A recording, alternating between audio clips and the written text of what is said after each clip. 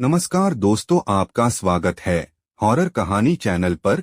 तो आज की वीडियो में आप ऐसी दिल दहला देने वाली हॉरर स्टोरीज सुनने वाले हैं जो शायद ही आपने कहीं सुनी होगी। आज की पहली कहानी तो बच्चे भगवान का रूप होते हैं। इनकी आंखों में सिर्फ भोलापन और क्यूरियोसिटी दिखाई देते हैं, लेकिन अगर आपके बच्चे में खुद शैतान का वास हो तो यह कहानी अर्णव और राजश्री की है। 8 साल ट्राई करने के बाद अर्णव और राजश्री की विश पूरी हुई थी। राजश्री प्रेग्नेंट थी। राजश्री ने जैसे ही अर्णव को एक गुड न्यूज दी, अर्णव फूले नहीं समा रहा था और राजश्री के 9 महीने बीत चुके थे। एक रात बहुत तेज तूफान आ रहा था। बादल ऐसे बरस रहे थे कि मानो धरती पर रह रहे लोगों से गुस्सा थे। सड़कों पर जाम लग चुके थे और उसी वक्त राजश्री की हालत अचानक से बेहद खराब हो गई। राजश्री दर्द से चीखने लगी और अर्णव ने जैसे तैसे करके उसे हॉस्पिटल पहुंचाया। अर्णव बहुत डरा हुआ था। वह बस दुआ कर रहा था कि उसकी वाइफ और उसका बच्चा सही सलामत रहे।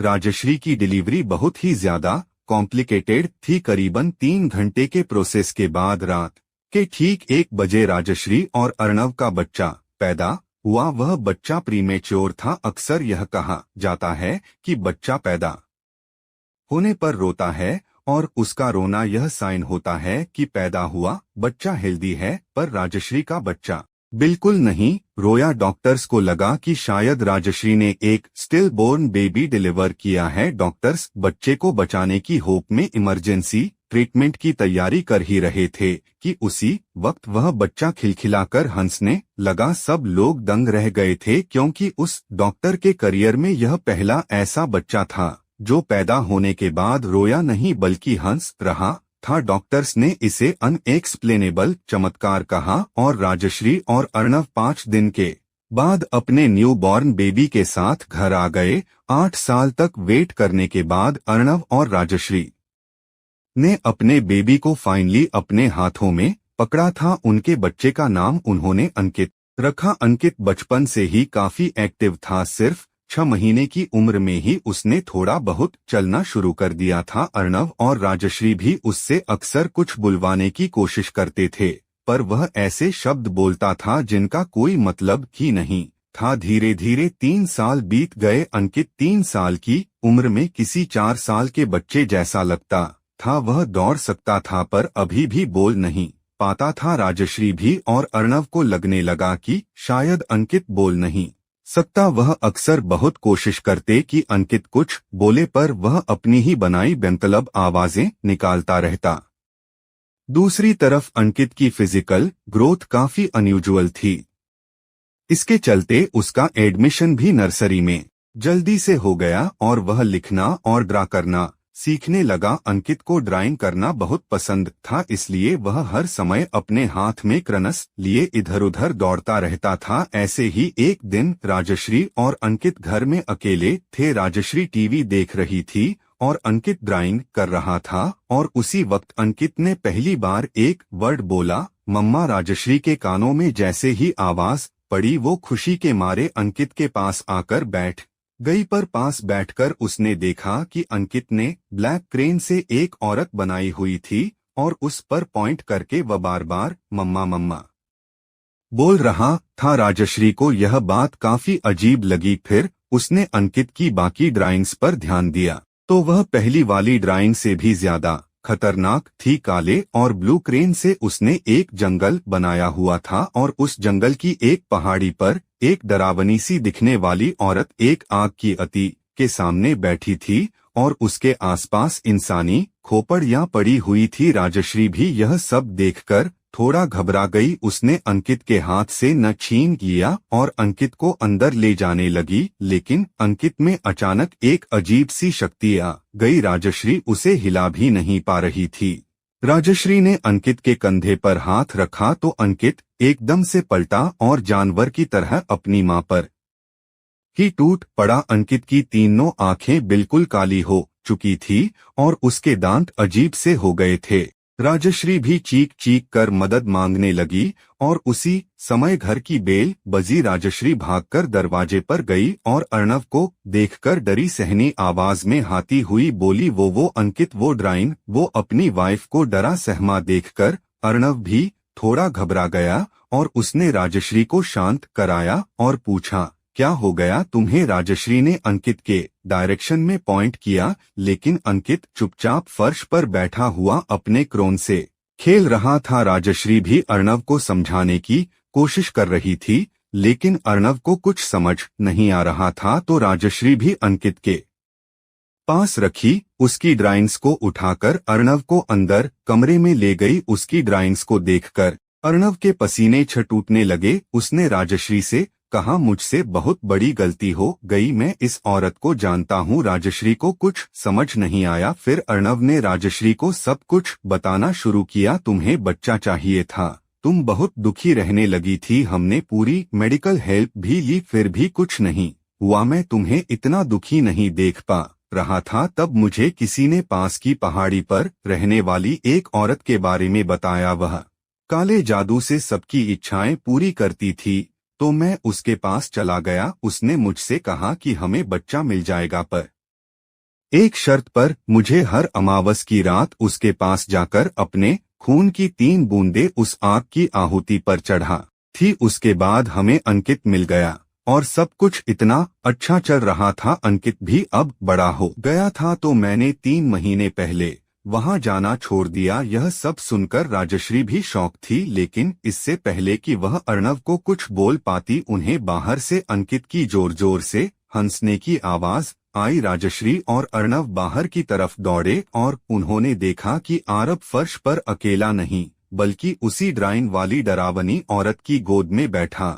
है। उस औरत की लाल आंखें, बिखरे काले बाल और नुकीले दांत देखकर ऐसा लग रहा था कि वह औरत कोई डायन हो। राजश्री जैसे ही अंकित को उस औरत से लेने आगे बढ़ी, उस औरत के हाथ अचानक लंबे हो गए और उसने उन हाथों से राजश्री को जकड़ लिया। अर्णव देखकर सहम उठा और उस औरत से गिड़गिड़ा कर माफी मांगने लगा, पर उस डायन ने कोई जवाब नहीं दिया। राजश्री चीखती रही, चिल्लाती रही, मेरा बच्चा, रार रार, मुझे दे दो। अर्णव का भी रोना छूट गया, लेकिन वो डायन टस से मस नहीं हुई। वहीं छोटा सा अंकित यह सब देखकर हंसे जा रहा था। अचानक वह उस औरत की गोद से उठा और अपनी मां राजश्री का कसके गला दबाने लगा। यह देख अर्णव जैसे ही अंकित को हटाने की कोशिश में आगे बढ़ा, उसे एक जोर का धक्का लगा, जिससे उसका शरीर कमरे की दीवार पर जा लगा और वह जोर से गिर पड़ा। अंकित अभी भी राजश्री का गला दबा रहा था। राजश्री ने कुछ ही पलों में अपना दम तोड़ दिया। उस डायन ने अंकित को उठाया और वहां से अचानक ही गायब हो गई। अर्णव चोटिल हालत में वहीं पड़ा रहा और कुछ नहीं कर पाया। उसने उस रात अपनी पत्नी और अपना बेटा अंकित, तीनों ही हमेशा हमेशा के लिए खो दिया। उसने अंकित और उस डायन को बहुत ढूंढा, लेकिन वह कहीं नहीं मिले। एक छोटे से काले जादू ने अर्णव से उसका सब कुछ छीन लिया और उसने अपने आप को कसूरवार मानकर खुद खुशी कर ली। दोस्तों, बढ़ते हैं अगली कहानी की ओर। हेलोवीन वर्ल्ड का एक बहुत ही पॉपुलर फेस्टिवल है, जहां लोग तरह तरह के डरावने कॉस्ट्यूम्स पहनकर पार्टी करते हैं और खूब एंजॉय करते हैं। छोटे बच्चे भी हैलोवीन के दिन पॉपुलर हॉरर क्रीचर्स और मॉन्स्टर्स के मेकअप और कॉस्ट्यूम्स पहनकर लोगों के घर घर जाकर कैंडीज कलेक्ट करते हैं, और इसलिए बच्चे इस फेस्टिवल के लिए बहुत ज्यादा एक्साइटेड रहते हैं। पर हैलोवीन के दिन यह भी माना जाता है कि आत्माएं इस दिन धरती पर आ जाती हैं। 9 साल के सूरज ने भी उस दिन कुछ ऐसा किए एक्सपीरियंस किया। सूरज अपने मॉम डैड के साथ अमेरिका के डेलावेयर स्टेट के एक ब्लॉक में कुछ दिन पहले ही शिफ्ट हुआ था। उसका घर इंडिया में है, लेकिन वह वहां कुछ दिनों के लिए अमेरिका गया था और हेलोवीन के लिए बहुत ही ज्यादा एक्साइटेड था। सूरज ने अपने दोस्तों के साथ एक प्लान बनाया कि वह सब शाम को 7 बजे मिलेंगे और सब अलग अलग लोगों के घर जाकर उनसे ढेर सारी कैंडीज मांगेंगे। सूरज और उसके दोस्त कई देर तक आसपास की गलियों में घूम रहे थे और उन्हें कई सारी कैंडीज भी मिल गई थी, पर सूरज थोड़ा उदास था क्योंकि सूरज को अभी तक अपनी फेवरेट कैंडी नहीं मिली थी। निराश सूरज अपने दोस्तों को विदा कर अकेला अपने घर की ओर ही जा रहा था जब उसके सामने से पिंक स्वेटर और जीन्स पहने लंबे बालों वाली करीब 60 साल की एक औरत गुजरी। उस औरत के हाथ में एक थैला था जिसमें कई सारी थी, जिसमें से सूरज की फेवरेट कैंडी भी थी। उस कैंडी के लिए सूरज उस पिंक स्वेटर वाली औरत के पीछे पीछे जाने लगा और एक के बाद एक ब्लॉक्स क्रॉस करता गया, पर कुछ ब्लॉक्स क्रॉस करने के बाद वह एक ऐसी जगह पहुंच गया जो उसे उस शहर का हिस्सा लग ही नहीं रही थी, क्योंकि हेलोवीन की रात को भी वहां कोई नहीं था। उस गली में किसी घर के बाहर लॉन की ना तो कोई सजावट थी और ना ही वहां पर कोई भी इंसान घूमते हुए दिख रहा था। यह देखकर सूरज थोड़ा हैरान हो गया क्योंकि उस वक्त सिर्फ 9 ही बज रहे थे और हेलोवीन की रात को अक्सर बच्चे और बड़े काफी देर रात तक बाहर ही घूमते रहते हैं। सूरज ने आसपास देखकर जब वापस अपनी नजर उस औरत की तरफ घुमाई तो वो औरत सूरज को ही देख रही थी। उस औरत ने सूरज को अपनी तरफ बुलाया। सूरज को लगा कि वह औरत उसे उसकी फेवरेट कैंडी देगी और इसलिए सूरज भागकर उसके पास चला गया। सूरज और वह औरत एक घर के सामने खड़े थे। वह घर उसी औरत का लग रहा था।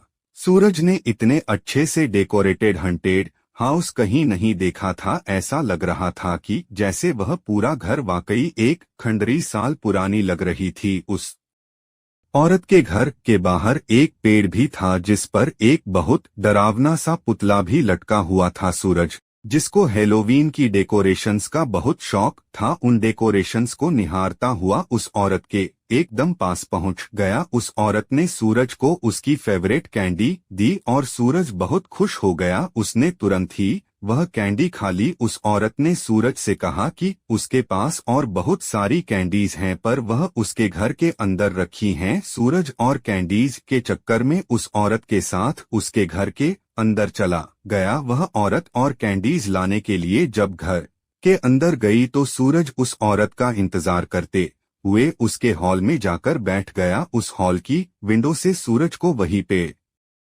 दिख रहा था जिस पर वह डरावना सा पुतला टंगा था। सूरज को वह पुतला इतना पसंद आ रहा था कि उसने सोचा कि क्यों ना उस पुतले के पास जाकर उसे देखा जाए। सूरज घर से बाहर निकलकर गार्डन में लगे उस पेड़ की ओर चलने लगा, पर चलते चलते सूरज को ऐसा लग रहा था जैसे कोई दूर से उस पर नजर गड़ाए बैठा है। सूरज ने इधर उधर देखा तो उसे एहसास हुआ कि रोड की दूसरी तरफ बने हुए घर के पर्दे के पीछे से कोई उसे घूर रहा था। सूरज जो उस पेड़ के और पुतले के ठीक नीचे था, वहां जो कोई भी उसे देख रहा था उससे अपना ध्यान हटाकर सूरज पेड़ के ठीक नीचे आ गया और उस पुतले को निहारने लगा। लेकिन जब सूरज ने उस पुतले को ढंग से देखा तो उसके रोंगटे खड़े हो गए। वह कोई पुतला नहीं था, दरअसल एक लाश थी और वो भी उसी औरत की लाश जिसने अभी उसे वो कैंडी दी थी। पेड़ से टंगी लाश देखकर सूरज के पसीने छूट गए और तभी उसे पीछे से एक आवाज आई। उसने मुड़कर देखा तो वही औरत हाथ में सूरज की फेवरेट कैंडी लिए उसे अपने पास बुला रही थी। अब वह औरत बेहद डरावनी लग रही थी। उसकी आंखें और जीभ बाहर आ चुकी थी और वो पूरी नीली पड़ गई थी, बिल्कुल पेड़ पर लटकी उस लाश की तरह। वो सूरज को अपने पास बुलाते बुलाते जोर से हंसने लगी। सूरज उस औरत को देखकर जोर से चिल्लाया और घर से दूर भागने लगा। भागते भागते सूरज को चक्कर आने लगे और वह बेहोश होकर नीचे गिर गया। कुछ देर बाद जब सूरज को होश आया तो उसकी आंख एक अनजान कमरे में खुली। उसने आंखें इधर उधर घुमाई तो उसके पास में एक बूढ़े अंकल और आंटी बैठे थे।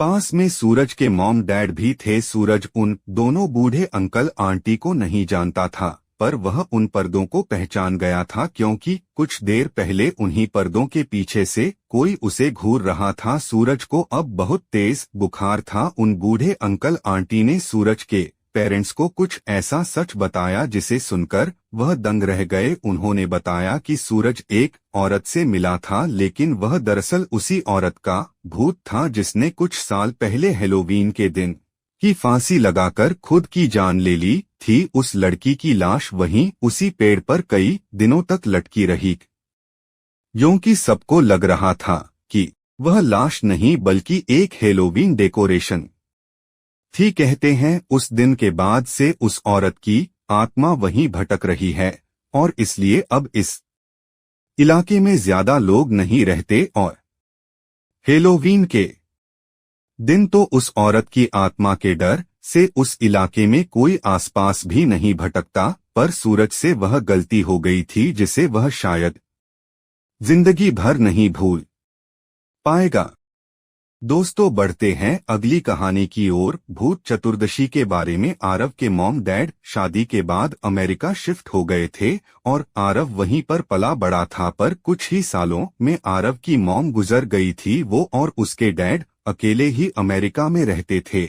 इस बार आरव के पापा को एक पुरानी प्रॉपर्टी के चलते 2 महीने के लिए इंडिया आना था और वह आरव को अपने साथ ले जा नहीं सकते थे। इसलिए इंडिया आकर आरव के पापा ने उसे उसकी बंगाल में रहने वाली मासी सरिता के पास ही छोड़ दिया। आरव को यह सब बिल्कुल भी पसंद नहीं था, क्योंकि अक्टूबर के महीने में हैलोवीन आता था जो आरव को बहुत पसंद था। आरव ने अपनी सिचुएशन को एक्सेप्ट किया और चुपचाप अपनी मासी के घर चला गया। आरव की मासी का घर बहुत ही आलीशान था। उनकी फैमिली में कुल मिलाकर 5 लोग थे। आरव के कजन, भाई बहन, मौसा मौसी और घर की सबसे बड़ी दादी। दूसरे दिन जब आरव सुबह उठा तो उसने देखा कि पूरा घर बहुत ही सुंदर तरीके से सजा हुआ था। घर का माहौल देखकर आरव का मूड भी ठीक होने लगा था। तभी आरव की नजर अपनी दादी पर गई। वह घर के मंदिर के पास बैठकर एक थाली में 13 दिए सजा रही थी।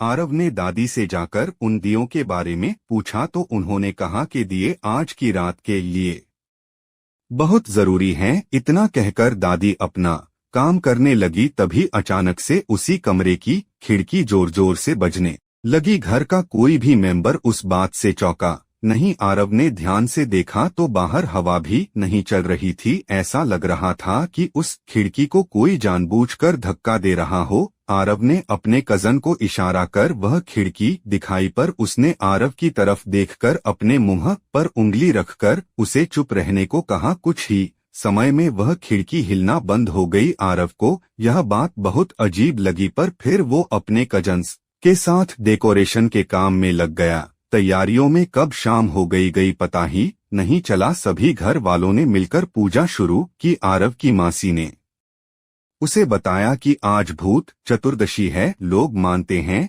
कि इस दिन गुजर चुके लोग आत्मा के रूप में अपने परिवार वालों से मिलने के लिए आते हैं, पर कभी कभी उन आत्माओं के साथ इंसानी दुनिया में कुछ बेहद बुरी आत्माएं और शक्तियां भी इंसान के घर में घुस सकती हैं और उसकी जिंदगी तक ले सकती। आरव की मासी ने यह सब कहते हुए प्लेट में रखे उन 13 दियों को जलाना शुरू कर दिया। दिए जलाते वक्त अचानक से घर की लाइट्स फ्लिकर करने लगी और वही खिड़की ठीक दोपहर की तरह बजने लगी। आरव को अब डर लगने लगा था, क्योंकि घर का कोई भी इंसान कुछ रिएक्ट ही नहीं कर रहा था। जैसे ही उसकी मासी ने आखिरी दिया जलाया, घर में एक अजीब सा सन्नाटा हो गया। किसी ने एक दूसरे से कुछ नहीं कहा। आरव के मन में अब भी कई सवाल थे, लेकिन उसने अपनी घबराहट के मारे किसी से कुछ पूछा नहीं। सब लोग खाना खाने बैठ गए। खाना खाने के बाद सभी घर वाले सोने चले गए, पर आरव को नींद ही नहीं आ रही थी। उसके मन में एक अजीब सी बेचैनी थी। वो उठकर किचन में पानी पीने चला गया। पानी पीते हुए आरव को खिड़की पर किसी के नॉक करने की आवाज आई। आरव ने ध्यान से देखा तो उसे खिड़की पर एक हाथ नजर आया जो खिड़की को बजा रहा था। यह देखकर आरव की रूह कांप उठी, पर न जाने क्यों उसके पैर उस खिड़की की तरफ बढ़ने लगे। आरव जैसे ही खिड़की के नजदीक पहुंचा, अचानक से खिड़की के पास रखे दियों की रोशनी बहुत तेज हो गई और खिड़की पर आरव को दिखा कि वह हाथ गायब हो गया। आरव ने अपनी जिंदगी में कभी कुछ ऐसा एक्सपीरियंस नहीं किया था, वह उन दियों के पास बैठ गया और उन्हें नजदीक से देखने लगा। उन्हें देखते देखते अचानक से आरव को जोर से एक छी आई और उस छी से उन 13 दियों में से एक दिया बुझ गया। उस दिए के बुझते ही आरव को बहुत तेज ठंड लगने लगी। वो उस दिए को जलाने के लिए माचिस उठाने पीछे मुड़ा तो उसने जो देखा उससे उसका दिल ही दहल गया। उसने देखा कि वही खिड़की जिस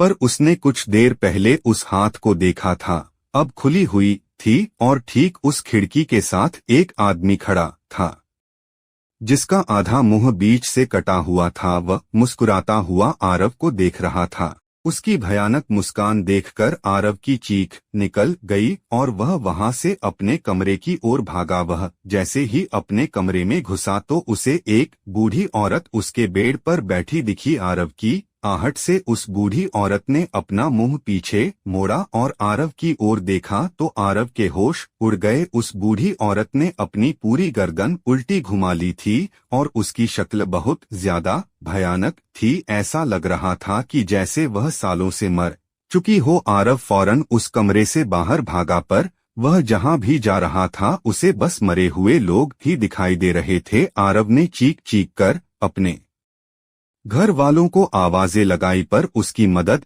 के लिए कोई भी नहीं आ रहा था। भागते भागते आरव घर के हॉल में आ गया था। देखते ही देखते सभी मरे हुए लोग जो आरव को दिख रहे थे वह उसकी तरफ आगे बढ़ने लगे। आरव का दिल जोरों से धड़कने लगा और धीरे धीरे उसकी आंखें धुंधलाने लगी। कुछ ही सेकंड्स में आरव जमीन पर गिर गया और अपने होश खो बैठा। जब आरव की आंख खुली तो उसका पूरा परिवार उसके साथ बैठा हुआ था। आरव घबराकर इधर-उधर देखने लगा और घबराते हुए कहने लगा, वो सभी यहीं हैं, इसी घर में। दादी ने उसके सर पर हाथ फेरते हुए उसे चुप कराया और उससे कहा, चिंता मत करो, वह सब चले गए हैं। मैंने वो दिया जो बुझ गया था वह फिर से जला दिया। अब हम सब बिल्कुल सुरक्षित हैं। दादी ने आरव को बताया कि भूत चतुर्दशी के दिन उन 13 दियों को इसलिए जलाया जाता है ताकि बुरी शक्तियों से उनकी रक्षा हो पाए।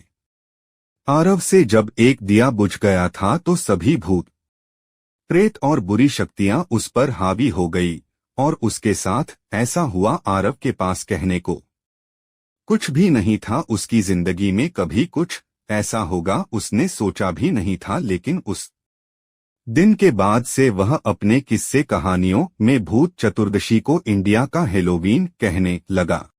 दोस्तों, बढ़ते हैं आखिरी कहानी की ओर। दोस्तों, यह कहानी अनजानी भूल गलतियां हर इंसान से होती हैं। कुछ गलतियों को एक्सेप्ट करके हम सुधार लेते हैं, पर अगर हमें किसी ऐसी गलती की सजा मिले जो हमसे अनजाने में हो गई हो तो। ऋतिक एक हाउसवाइफ थी, 28 साल की शादी और 2 बच्चों के साथ ऋतिक काफी अच्छी और सिंपल लाइफ जी रही थी। वह एक पहाड़ी इलाके में रहती थी और इसलिए उसके हस्बैंड को अक्सर अपने काम के चलते घर से दूर ट्रेवल करना पड़ता था और जब उसके बच्चे बाहर पढ़ने चले गए तो ऋतिक को रात में अकेले रहने की आदत सी पड़ गई थी। एक रात करीबन 1:30 बजे ऋतिक के घर की बेल बजी। ऋतिक थोड़ी सहम गई क्योंकि उसके इलाके में इतनी रात को कभी कोई किसी के घर नहीं जाता था। ऋतिक घर के मेन डोर तक पहुंचकर गेट की जाली से बाहर देखने लगी, लेकिन गेट के बाहर उसे एक छोटी बच्ची दिखी। उस बच्ची ने फटे पुराने कपड़े पहने हुए थे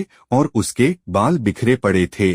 उस बच्ची के हाथ में एक प्लास्टिक की खाली बोतल थी। ऋतिक को इतनी रात में एक छोटी बच्ची का गेट पर आना काफी अजीब लगा तो ऋतिक ने बच्ची से पूछा कि वह कौन है और इतनी रात को वह उसके घर पर क्या कर रही है। वह छोटी बच्ची ऋतिक को पानी की बोतल दिखाकर कहने लगी कि वह प्यासी है और उसे पानी चाहिए। यह कहते ही उस बच्ची ने रोना शुरू कर दिया। उसने ऋतिक से कहा कि उसने सुबह से पानी नहीं पिया है। एक छोटी बच्ची को रोता देख ऋतिक को उस पर तरस आ गया। उसने दरवाजे को हल्का सा खोलकर उस बच्ची से पानी की बोतल ली और उसे इंतजार करने को कहकर अंदर पानी भरने चली गई। कुछ ही देर में ऋतिक पानी की भरी बोतल लेकर वापस आई तो उसने देखा कि गेट पर अब कोई भी नहीं है।